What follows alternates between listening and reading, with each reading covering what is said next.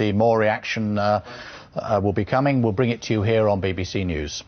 But now on to matters of the economy, not just here, but in America. All eyes are on Washington as the amended version of the Bush administration's bank rescue plan is put to another vote in the House of Representatives tomorrow.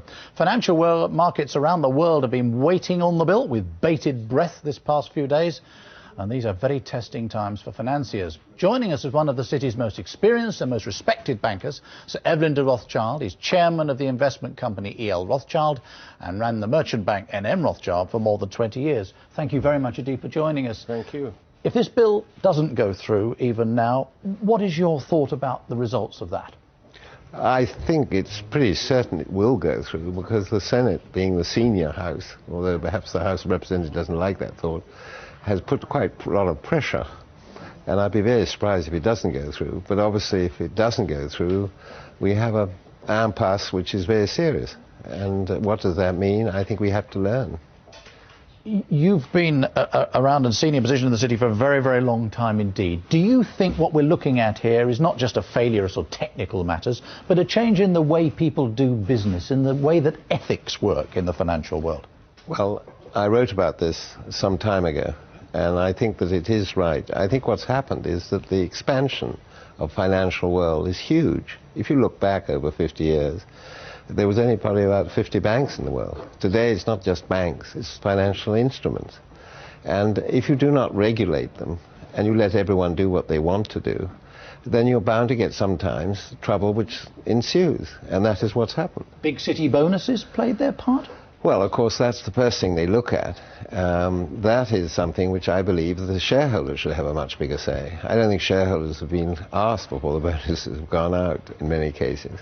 I also think the other thing which is very, very serious is a lot of directors, not just of banks, but of financial institutions, didn't understand some of the instruments which were being used for financing. And you saw that in the submortgage scandal in America.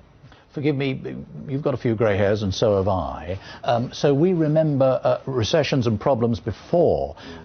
Is it not important that there be experienced people at the top of these institutions? In other words, has there been some failures of leadership? Oh, absolutely. I mean, you've seen that in America. You saw that with Lehman Brothers. You saw that with Bear Stearns. You've seen it with the numbers. I mean, I think it's very easy to criticize and jump on people who haven't shown leadership. But I think it's also the system has not kept up with the pace. If I may say, I'm not sure, do you have a BlackBerry under the table? I don't, but most people do. But you see, that itself, if you remember the number of people today who talk through a machine, a BlackBerry or an internet, and everything has got to be done in such speed, do people really think through what they're doing before they do it? That's one of the big questions. And supervision has not been up to scratch. And if you have regulation, you've got to have supervisors. And supervisors have got to be well paid. They've got to be just as well paid in many ways as the bankers they're supervising.